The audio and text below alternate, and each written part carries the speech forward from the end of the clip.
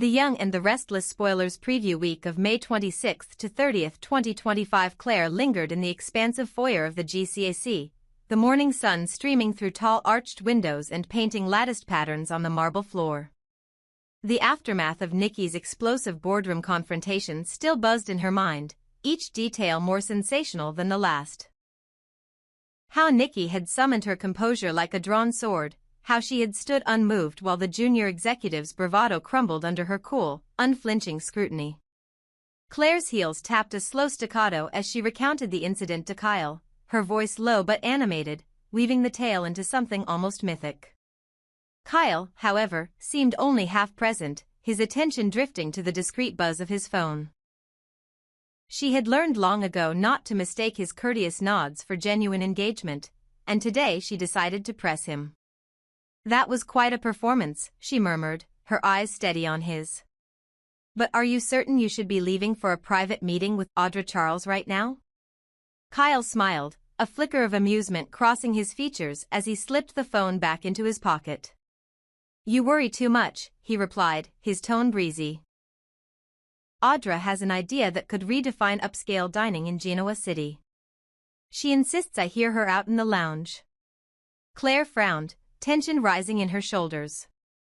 Audra's invitations were never mere social calls, they carried the weight of unspoken alliances and the threat of corporate espionage. Yet Kyle's confidence held firm. "I'm just testing her," he added with a wry grin. "Corporate politics demands we probe our competitors' offers.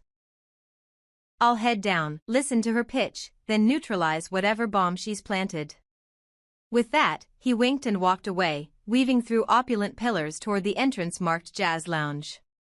Claire exhaled, torn between irritation and reluctant pride. He had inherited Victor's flair for dramatic gambits, but she feared he underestimated Audra's cunning. The lounge was a world apart from the CAC's sunlit grandeur. Warm amber sconces cast elongated shadows across dark walnut paneling, and the muted hum of a live jazz quartet created an intimate cocoon for patrons. Velvet-upholstered chairs and low mahogany tables formed discreet alcoves, perfect for conversation concealed from prying eyes. At the far end, seated on a high stool at the curved bar, Audra Charles waited alone. She cradled a single glass of white wine, her posture relaxed yet guarded, as though she expected both revelation and betrayal. Her tailored midnight blue blazer accentuated her composure, a stray copper lock had escaped her updo, brushing her cheek with a soft defiance. Holden Novak, having slipped into the lounge unnoticed, paused at the threshold. He observed Audra's stillness, a tension behind her eyes that bespoke burdens she rarely revealed. Summoning courage, he stepped forward and offered her a gentle nod. "Is this seat taken?" he asked quietly, gesturing to the stool beside her. Audra inclined her head, a polite barrier in her expression. "I don't require company," she replied, her voice cool yet not unkind. She raised her glass in silent acknowledgement and returned her gaze to the softly glowing bar counter. Holden bit back a retort, knowing better than to challenge her directly. He lingered for a moment before backing away, determined to give her space. Almost as though choreographed, Kyle appeared at Audra's side with a soft "excuse me." He slid onto the vacant stool with effortless grace. Audra set her wine down and turned to him, a measured smile playing on her lips. "Thank you for coming," she said, her tone warm but serious. "I hate surprises in my business dealings, so I wanted to outline my proposal face to face." Kyle raised an eyebrow, folding one leg over the other. "I'm intrigued," he replied. "But I'll admit that dining concepts aren't my specialty. That's more your wheelhouse." Audra leaned in, lowering her voice until it became an intimate murmur. "What if I told you this isn't solely about food? It's a chance for Vibrante and Jabot to engage an audience in a way no financial report or press release ever could. Picture this, a staged rivalry, a Perfume Wars dinnertime series that pits our brands against each other across 5 exclusive evenings. Each event is themed around a fragrance, Vibrante's signature lily-infused creation versus Jabot's new sandalwood blend. The twist is that attendees vote on their favorite pairing, while social media influencers document every triumph and mishap. We generate buzz, drive foot traffic, and position both our brands as daring innovators. Kyle's lips curved into a slow, appreciative smile. He lifted his chin and surveyed the lounge as if to imagine the guests. It's bold, he admitted. Some might call it reckless, but I see the potential. The consumer engagement alone could eclipse any standard ad campaign. Audra's eyes glinted. Exactly. And because we're supposed to be rivals, every reveal, whether it be a tasting that flops or a scent that astounds, feeds the narrative. Our PR teams will spin each outcome, driving conversation across platforms for weeks. Claire watched from the foyer's mirrored wall as Kyle and Audra conversed, her arms folded beneath her chest. In the CAC's gentle afternoon light, she wondered at the layers unfolding before her. Audra's reputation for inventive marketing was well-earned, but Claire sensed untold complications. What if the staged competition turned real, igniting genuine hostility between the two houses? What if an influencer leaked confidential recipe notes? Still, the strategy appealed to Claire's own sense of theatricality. She recalled Victor's early days of corporate showmanship, public boardroom clashes, surprise product unveilings, headline-grabbing courtroom battles. This, she realized, was Audra's homage to that legacy, adapted for an age of Instagram stories and hashtag campaigns. Back in the lounge, Kyle nodded thoughtfully. I need time to discuss with my team, he said, tapping his fingertips on the bar. But I don't hate it. In fact, I think we can expand beyond the perfume line. Why not involve charity auctions of limited edition bottles signed by each CEO? We donate proceeds to youth culinary scholarships and community arts programs, aligning profit with philanthropy. Audra's smile broadened, relief softening her features. That's the kind of collaborative vision I need, she replied. I knew you'd understand. It's not about undermining one another, it's about redefining how brands engage with society. A bloodless duel of creativity, where both sides emerge stronger. Kyle raised his own glass in a silent toast, and Audra mirrored the motion. Between them, their brands' fortunes shimmered with promise. As they concluded their discussion, Holden reappeared, having taken a quiet stroll among the scattered tables. He slipped a small notebook from his jacket and offered it to Audra. I took some notes, he volunteered. Let me know if anything needs tweaking. Audra accepted the notebook with a nod of gratitude, flipping through pages filled with neatly penned bullet points. Claire caught his thoughtful glance and sensed his loyalty. Holden would ensure nothing was overlooked. Finally, Kyle rose. I should head back, he said, checking his watch. But I'll convene my team by tomorrow. Let's plan to meet here again next week to finalize the concept and roll out invitations. Audra stood as well, smoothing the lapels of her blazer with deliberate precision. It's a date, she agreed, and with that, Kyle offered Holden and Claire simultaneous nods of farewell. Claire departed through the lounge doors, Kyle trailed behind Audra into the fading daylight of the foyer, and Holden lingered in the warm glow of the jazz club, enclosing Audra's words in careful memory. In the days that followed, whispers of the Vibrante Jabot perfume wars began to circulate across Genoa City's social media channels. Influencers speculated about secret menu previews, high-profile guest lists, and the possibility of surprise celebrity hosts. YNR Daily Scoop ran a cheeky segment, Is Kyle Abbott jealous of Audra's new partnership? Claire appeared in the comments section, denying any envy but teasing that the scent of competition can be intoxicating. Audra, for her part, released a cryptic Instagram story showing two silhouetted figures clinking glasses beneath the hashtag brand battle. The campaign ignited a frenzy of excitement, with tickets selling out within hours of release and local bloggers clamoring for invites. Behind the scenes, both companies' marketing teams worked late into the night to choreograph each event, selecting fragrances, commissioning bespoke tableware, arranging live-streaming logistics, and crafting narrative scripts for hosts to ensure that every raised eyebrow, every whispered critique of scent notes, fed the overarching tale. Charity partners were briefed, menus were designed to complement aroma profiles, and sponsorship packages were drafted for high-end retailers keen to align with the spectacle. Even Victor Newman himself reportedly sent a congratulatory note to Kyle, acknowledging the ingenuity of turning rivalry into revenue and reaffirming his approval of bold innovation.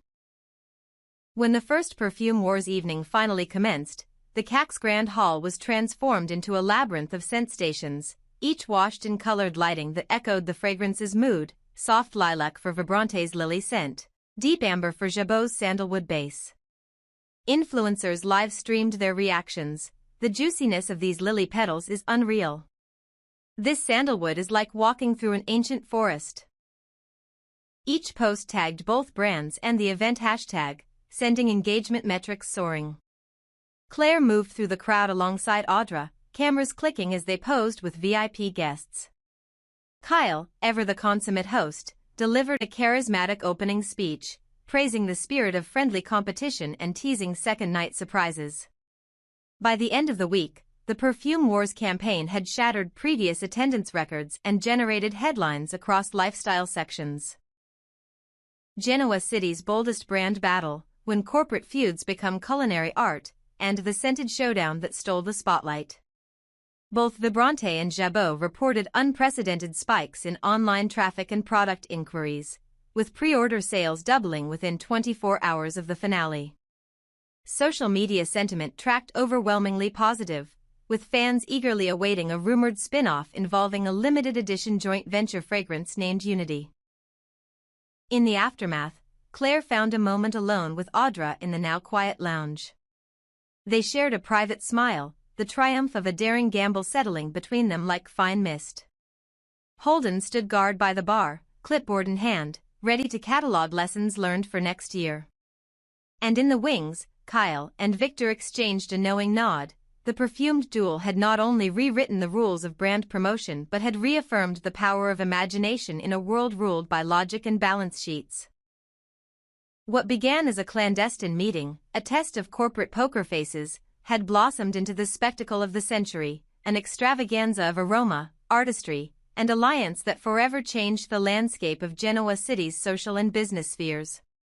Thus concluded the first chapter of the Perfume Wars, an orchestrated rivalry that blurred the boundaries between friendship and competition, strategy and spectacle. And as the lights dimmed on the GCAC stage and music drifted to a close, every attendee departed with a lingering scent, and a newfound understanding that in the grand theater of commerce, the most indelible impressions are crafted not by transactions, but by stories bold enough to engage the heart and the senses alike. High atop the CAC's marble halls, Claire found herself alone at the lofty bar, the low hum of distant conversations drifting up like half-remembered dreams. The polished oak counter reflected her own quiet reflection as she swirled the amber liquid in her glass, more to watch the liquid catch the light than for comfort. It was a strange sensation, drinking alone in the place where so many grand events had been celebrated. Tonight she felt no triumph, only a knot of unease twisting in her chest. As if summoned by her disquiet, Holden rounded the corner and paused at the bar stool beside her. He offered a warm, concerned smile, but his eyes betrayed a question: why was she here, alone, when everyone else was gathered downstairs? "Kyle's down below with Audra," he said softly, settling onto the stool. "I thought you might be worried." Claire managed a crooked smile. "Am I that transparent?" she murmured, lifting her glass. Holden watched her for a moment, then asked what he'd been dying to know: how did she know Audra Charles so well? Claire's laugh was a soft exhale. "We go back," she admitted. "But that's hardly the point." He pressed on, his voice quiet but steady. "So tell me, was there ever anything unprofessional, anything more than business, between him and Audra?" Claire set her glass down, the click sounding unusually loud. "Whether or not they did," she said, her gaze locking onto his, "it doesn't matter anymore. Unless you think I'm jealous." Before he could respond, Holden steered the conversation toward firmer ground. "Her grandfather, Victor Newman." He reminded her that the storied rivalry between Abbott and Newman dynasties echoed through every corporate maneuver, every whispered deal. He speculated wryly that her grandfather might be less than thrilled knowing she was romantically entwined with an Abbott. Claire felt a familiar surge of pride and defiance and raised an eyebrow, but before she could reply, the soft murmur of footsteps announced the arrival of Kyle and Audra, hand in hand as though conspirators in some grand scheme. Holden offered Claire a nod and slipped away with Audra, his measured gait speaking volumes of loyalty, of unspoken empathy. The two of them descended the stairs together, leaving Claire alone with her swirling thoughts. Moments later, Kyle appeared on the landing, his expression half smile, half puzzlement. He closed the distance to Claire and enveloped her in a quick embrace, that confident, reassuring gesture she'd come to rely on. He spoke in a low voice, recounting what had just transpired with Audra and Holden, how he had tested Audra's intentions, prodded her for the true reason behind her invitation to the GCAC.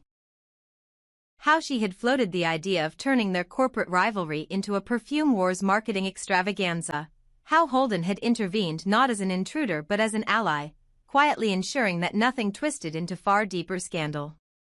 Claire listened, her mind churning over every nuance. When Kyle finished, he admitted his own uncertainty. Perhaps Audra's outreach had less to do with Jabot's next product launch and more to do with him personally, an attempt to draw him into her own inner orbit. Claire's reply was calm, measured. Maybe this isn't about the company at all, but about you. In that instant, the gilded foyer felt charged, a nexus where business, ambition, and emotion converged in unpredictable ways. Meanwhile, beneath the star-studded sky at the nearby observatory station, Sally and Billy Abbott were trotting through the gravel paths that wound past telescopes and viewing platforms. Their breath misted in the cool night air as they completed their routine lap, Sally's long strides matching Billy's steadier pace. True to form, Sally seized the moment to needle him about Phyllis's latest corporate maneuvers, how Phyllis had inserted herself into Jabot's management, how she had once again emerged from Victor's orbit only to reappear with fresh leverage. Billy, ever the diplomat, insisted he harbored no regrets about firing Phyllis or rehiring her, that each decision had been necessary for the stability of Abbott Industries. But Sally, with her characteristic persistence, circled back to the same questions they'd dissected for weeks. Did he trust her? Was he sure this time Phyllis would play by the rules? Each answer from Billy seemed to satisfy her momentarily, only to send her circling anew with deeper, more pointed inquiries. Their conversation unfolded in measured cadences, a conversational dance where familiarity bred both comfort and frustration. When they finally crossed the finish line of their lap, Sally tugged Billy toward the bench overlooking the city lights, determined to squeeze one last confession from him.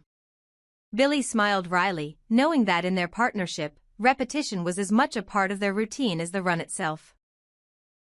And that Sally's tenacity, far from irritating, was a testament to the bond they shared. At Crimson Lights, the city's favorite late-night cafe, Phyllis sat in a shadowed corner booth, eavesdropping with practiced subtlety. The cafe's gentle jazz playlist mingled with the low murmur of baristas steaming milk and the occasional hiss of the espresso machine. Phyllis's gaze followed Amanda Sinclair as she paced near the window, phone pressed to her ear. The tenor of Amanda's voice was serious, controlled. From what Phyllis could discern, she was negotiating a meeting with Aristotle Dumas on behalf of the Winters family. "Yes, I understand," Amanda said, her tone conciliatory but firm. "They want to sit down as soon as possible. I'll handle it." Phyllis leaned forward, curiosity tempered by caution. She could scarcely believe her luck. She was not the only one scrambling to secure time with the elusive Aristotle Dumas. Her own tangled history with the Dumas family had taught her that meetings arranged behind closed doors rarely ended well for those unprepared. As Amanda ended the call and pocketed her phone, Phyllis slid from her seat and approached her old friend with a deceptively casual air. "Looks like I'm not the only one looking for Aristotle Dumas," Phyllis observed, voice light but her eyes sharp as cut glass. Amanda startled, then offered a guarded smile. Aware, no doubt, that her conversation had been overheard. Phyllis extended a hand, her expression warm yet unreadable. "Mind if I join you?" she asked. Amanda hesitated, torn between wariness and relief at the unexpected ally. Finally, she nodded, and the two women settled into adjacent chairs. The cafe's lights flickered overhead, casting long reflections on the polished table between them. Each of them knew that the path ahead led through whispered secrets, shifting alliances, and the tantalizing promise of revelations that could upend them all. In that moment, the world outside, full of corporate scheming, romantic entanglements, and midnight runs, seemed to pale beside the singular, magnetic pull of one man's hidden legacy. And as they leaned closer, voices dropping to confidences, the night stretched on, carrying their conspiratorial murmurs into the labyrinth of Genoa City's sleepless streets.